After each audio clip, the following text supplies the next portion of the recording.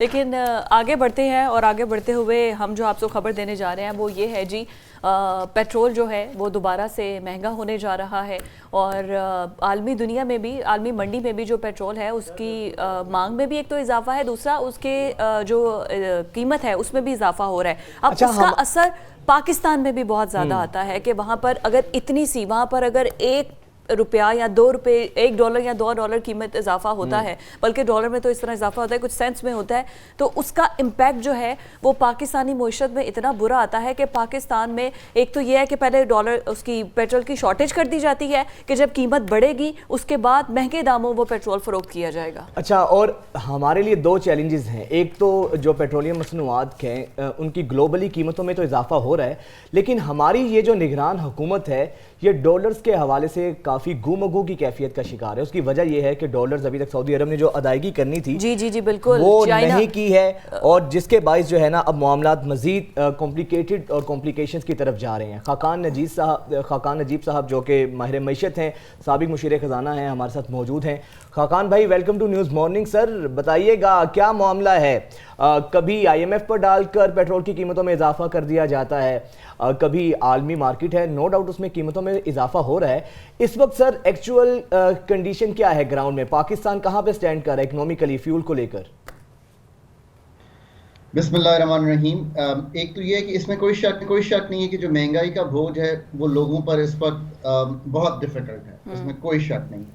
इसमें भी कोई शक नहीं है कि आलमी जो तेल की कीमत है, मैं इस वक्त भी अगर देख रहा हूँ मार्केट, तो जो ब्रेंट की कीमत है वो $95 के करीब चली गई है।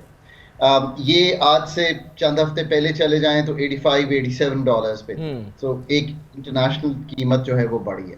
दूसरा, आपको मालूम है कि पाकिस्तान का जो रुपया है वो पिछले, अगर आप एक साल में देखें तो 25-26% उसमें एक कमी आई है।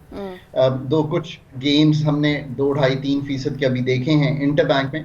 ये याद रखिए कि हमारे लिए सिर्फ इंटरबैंक मैटर करता है। ये जो ओपन मार्केट में 30-35 रुपए कम होना है, ये तो एक ग्रे मार्केट थी। असल जो पेमेंट्स हैं वो इंटरबैंक के थ्रू तो उसमें थोड़ी सी कमी जो है वो जरूर आई है, बट इंटरनेशनल कीमत बढ़ी है। अब देखें, इसका जो देरपा हल है वो तो पाकिस्तान के अपने रिसोर्सेज पे ही बिजली बनाना, क्योंकि इसका एक बहुत बड़ा इम्पैक्ट ज़रूर तेल की कीमतों का गाड़ी चलाने में, और जो सेकंड राउंड इम्पैक्ट है कीमतों पे आता है। पर एक अगर और चीज़ देखें तो क्योंकि इम्पोर्टेड बिजली है, इम्पोर्टेड फ्यूल इस्तेमाल होता है, तो फ्यूल प्राइस एडजस्टमेंट बढ़ती है।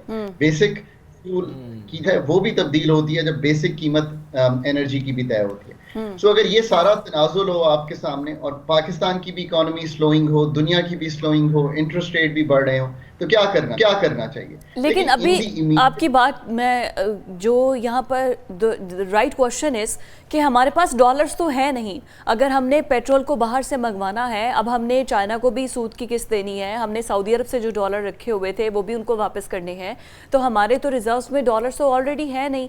तो हमने पेट्रोल को इम्पोर्ट करना है और फिर पेट्रोल की प्राइस भी बढ़ती जा रही है, और फिर हमने इम्पोर्टेड पेट्रोल से इम्पोर्टेड बिजली भी पैदा करनी है, और फिर वही महंगी बिजली हमने आवाम को भी देनी है। तो फिर हुकूमत करे क्या इस सब सूरत हाल में? और फिर सूद भी अदा करना है।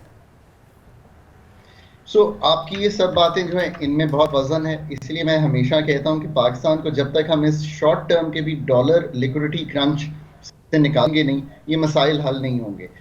पाकिस्तान की जो फ्लोज हैं जो आने हैं, चाहे वो डेट की मद में हो, IMF के हैं, वर्ल्ड बैंक के हैं, ADB के हैं, $9 बिलियन जिनीवा के प्लेजेस हैं, कमर्शियल फ्लोज हैं, और इसके साथ साथ लेट्स होप कि कोई इन्वेस्टमेंट फ्लोज जो सऊदी अरेबिया से स्पेशली और मिडल ईस्ट से सेकेंडली और थर्डली CPEC 2 के अंडर जो हम बनाने की कोशिश कर रहे हैं, चाहे वो इन्वेस्टमेंट्स हों बलोचिस्तान के मिनरल्स में, चाहे वो एग्रीकल्चर की कॉर्पोरेट फार्मिंग हो, ये फ्लोज जब तक स्मूदन आउट नहीं होते, पाकिस्तान का जो immediate short term liquidity crunch है उसको ओवरकम करना हमारे लिए एक जगलिंग सा बन गया है कि हम जगल कर रहे हैं इस चीज़ को। कल भी मैंने रात को देखा तो पाकिस्तान के जो ज़र मुबादला के ज़खायर थे, आपने बड़ा अच्छा रखा है मैडम सामने, वो $7.6 बिलियन पे नीचे आ गए थे।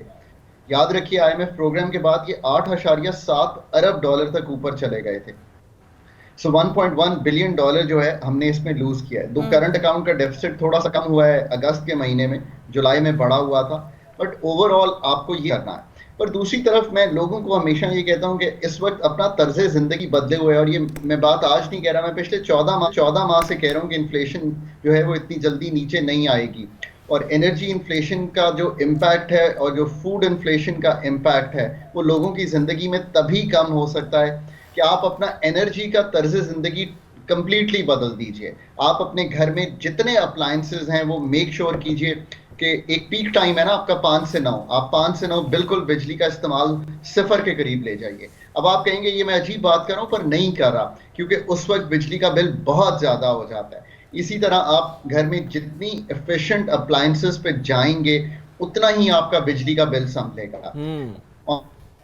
कारपूलिंग कीजिए, पब्लिक ट्रांसपोर्ट इस्तेमाल कीजिए, छोटी जगह जाना हो पैदल जाइए, साइकिल पे जाइए। आप अपने खर्चे जब तक बहुत घटाएंगे नहीं on the energy, specially on the food, मैं बार बार कहता हूँ go to wholesale, don't buy retail. जितना होलसेल खरीदेंगे, संडे बाजार हैं, और खरीद के रख लीजिए, और फिर मैनिपुलेट कीजिए कि अगर किसी चीज़ की कीमत बहुत बड़ी है बिकॉज शॉर्टफॉल आया है, कभी अभी हमने तोरखम बॉर्डर अगर थोड़ा सा सील किया हुआ था और आपको ये लगे कि वहाँ से कोई चीज़ इंपोर्ट हो रही है और वहाँ से कीमत एक बढ़ी हुई दिखाई दे रही है, वहाँ मैनेज कीजिए वेजिटेबल्स को। ये मैं इसलिए कह रहा हूँ कि ये इन दी इमीडिएट ये मसले अभी जाएंगे नहीं, it will take a while before we can settle all this. Allah करे कि हम एनर्जी की सर्जरी करके उसको ठीक कर सकें, अल्लाह करे कि हम इंडिजिनस रिसोर्सेज पे जा सकें, हम थर्कोल को इस्तेमाल कर सकें, हम ये सब चीज़ें कर सकें। और लेट्स होप कि जो अभी इंटरनेशनल कीमत बढ़ गई है, आज जो हुआ है, क्योंकि मैं बहुत सुबह उठता हूँ पाकिस्तान टाइम के मुताबिक, तो मैं इंटरनेशनल एशियन मार्केट्स देखता हूँ बहुत गौर से। आज मैं आपको अगर बताऊं जो हुआ है, जो क्रूड या ब्रेंट की कीमत कल $92-93 पे थी, इस वक्त भी मैं जब आपके साथ बात कर रहा हूं तो ये 94.57 पे बढ़ गई है। चाइना ने अपनी इकोनॉमी को रिवाइव करने के लिए एक स्टिमुलस दिया है। जब सबसे बड़ा प्लेयर इन द मार्केट ये कहता है कि मैं अपनी इकोनॉमी को रिवाइव कर रहा हूं, तो सब दुनिया में ये समझते हैं कि अब चीज़ों की जो मांग है, जो डिमांड है, जो ऑयल की डिमांड है, एनर्जी की डिमांड है, कॉपर की डिमांड है, मैग्नीशियम की डिमांड है, वो बढ़ेगी। ये चाइना इफेक्ट है जो इस वक्त चल रहा है। प्लस सऊदी अरेबिया और जो बाकी ममालिक हैं उन्होंने अपनी एक्सपोर्ट काटी हुई है। सो ये है सिनारियो। इस सिनारियो को अब हर पाकिस्तानी को आपका फर्ज है कि समझा दें। मैंने आपको एक एक चीज सामने रख दी है, ये चीजें तब्दील भी नहीं होने वाली इन द नियर फ्यूचर। अगर चाइना का स्टिमुलस कंटिन्यू होता है और कामयाब होता है, और तो ये इस पे और प्रेशर आ सकता है। सो अपना तर्जे जिंदगी टोटली छोड़ दीजिए। अच्छा, ये आपने बहुत अच्छी बात, और आप हमारे प्रोग्राम में इस चीज को इतनी बार पहले भी हाईलाइट कर चुके हैं कि हमें अपने एक्सपेंसेस को खुद कंट्रोल करना होगा। हम अगर थोड़ी थोड़ी बचत कर भी लेते हैं छोटी छोटी जगहों पर, अगर होलसेल में हम चीज़ें ख़रीद भी लेते हैं, लेकिन आप ये देखिए ना कि बड़े लेवल पे हुकूमत टैक्सेस तो उसी तरह लगा रही है ना। बिजली के जो पर यूनिट कीमत है वो मुसलसल बढ़ती जा रही है, फ्यूल की कीमत है वो मुसलसल बढ़ती जा रही है। On the other hand alternative हमें उस तरह से रिलीफ दिया नहीं जा रहा। यूके के अंदर एक बिल पास हो गया है कि 2035 तक कोई भी पेट्रोल पर चलने वाली गाड़ी नहीं होगी, सब इलेक्ट्रिक गाड़ियाँ होंगी। अमेरिका के अंदर आप देखें हर जगह पर, हर मॉल के बाहर उन्होंने इलेक्ट्रिक गाड़ियाँ रिचार्ज करने के लिए उन्होंने स्टेशंस बनाए हुए हैं, वहाँ पर इलेक्ट्रिक गाड़ियों को प्रमोट किया जा रहा है ताकि फ्यूल की कंजप्शन कम हो। यहाँ पर इलेक्ट्रिक गाड़ियों का तो कोई कॉन्सेप्ट ही नहीं है, ना हुकूमत ऐसी महंगी गाड़ियों को उन पे मजीद ड्यूटी आयद कर रही है कि उनको इंपोर्ट अगर किया जाए तो मजीद टैक्स देना पड़े। मैम आपने जितनी बातें रखी हैं सही हैं सब। सो अब हमने एक तो मैंने इंडिविजुअल जिम्मेदारी की बात की, वो मैंने इसलिए की कि I feel from my heart के लोग तकलीफ में हैं, और I feel from my heart कि अगर लोग ये तब्दीलियां करेंगे, क्योंकि मुझे मालूम है कि इन तब्दीलियों से 20-25% वो अपने बिलों को घटा सकते हैं, इसमें कोई शक की गुंजाइश नहीं है। पर अगर दूसरी तरफ हुकूमत के जो फ़राइज़ हैं उससे आप बिल्कुल इनहराफ कर नहीं सकते। आपको डायरेक्ट टैक्सेशन हो, बिजली के मद में पूरा जो सिस्टम जो निज़ाम है उसको ठीक करना हो, इलेक्ट्रिकल व्हीकल्स पे जाना हो। मैं पेरिस में रहता हूँ, मैं पेरिस में भी काम करता हूँ। आप यकीन करें कि वहाँ 4 ग्रेडिंग्स हैं, 1 2 3 4। जो 1 और 2 की ग्रेडिंग है वही गाड़ियाँ सिर्फ शहर में दाखिल हो सकती हैं, वरना आप शहर से बाहर काम कर सकते हैं उन गाड़ियों पे। आप बिल्कुल दुरुस्त कह रही हैं। Fair enough। अगले 5 साल में वो ग्रेडिंग जो 1 और 2 है, कि जो 2 भी है वो भी चली जाएगी, और 1 यानी कि ईवी या हाइब्रिड के अलावा कोई गाड़ी पेरिस के शहर में नहीं दाखिल हो पाएगी। आपकी बात में बिल्कुल वजन है, दुनिया बिल्कुल इस तरफ जा रही है। So you know, I have a grade 2 car in Paris. उस ग्रेड 2 को अब हमें चेंज करना पड़ेगा in the coming years, so doctor साहब आप इससे हैं, आप ठहरे बाबू, अमरीकी बाबू, और बाहर में पैसे भी आप अफोर्ड कर सकते हैं। हम तो यहाँ पर वही है ना, एक कल्चर से अगर हमने किसी बड़ी गाड़ी पर भी जाना है तो पहले तो हमें कितने साल तक पैसे जोड़ने पड़ेंगे, जब उस लिमिट तक पहुँचेंगे पता चलेगा उस पर और टैक्स आ गए। ये मैं इसलिए चीज एक्सप्लेन कर रहा हूँ कि दुनिया जो है कंटिन्यूसली इस्लाहात और तब्दीली में है, हमें भी कंटिन्यूसली इस्लाहात और तब्दीली लाना में चाहिए। मैंने एक चीज जरूर अर्ज करूंगा कि मैंने देखा है कि पाकिस्तान में हम जो तब्दीली है या जो चेंज है अपना, मैं इर्द गिर्द के चेंज को जरा कम महसूस करने की कोशिश करता हूँ। मैं हर रोज ये सोचता हूँ, और इस वक्त कौम को अगर इस मुश्किल से गुजारना है जो कि हमारा फर्ज है, तो मुझे उनको यही कहना है कि आप डेली अपना बड़ा विजिलेंट रहें कि यार मैंने बत्ती बंद करनी है। ये अगर टमाटर ही महंगा हो गया है तो दही से खाना बना लें। This is what I am told. मैं इतना खाने का एक्सपर्ट नहीं हूँ, क्योंकि मुझे मालूम है कि कुछ टमाटर की कीमतें पिछले चंद दिनों बढ़ी हैं। What I am trying to say कि ये इतनी विजिलेंट जो मॉनिटरिंग है वो लाइफ ही करनी है। ये कोई अच्छी चीज नहीं है, पर हालात ऐसे ही हैं। इसमें थोड़ा सा शायद ये वक्त गुजर जाएगा। दूसरा, मैं एक चीज और कहता हूँ कि बिल्कुल हुकूमत पे प्रेशर रखिए। कोई भी हुकूमत हो, मैं इस चीज में जाता ही नहीं हूँ कि वो बिजली का निज़ाम ठीक करें, वो डायरेक्ट टैक्सेशन करें, वो पाकिस्तान की जो गवर्नेंस के मसाइल हैं उनको बेहतर करने की कोशिश करें। इससे तो हम इनहराफ कर ही नहीं सकते। तीसरी भी एक चीज आप कर सकते हैं जो मैं कहता हूँ बहुत आसान है। अगेन, मैं तो चाहता हूँ कि लोग मुश्किल से गुजर जाएं।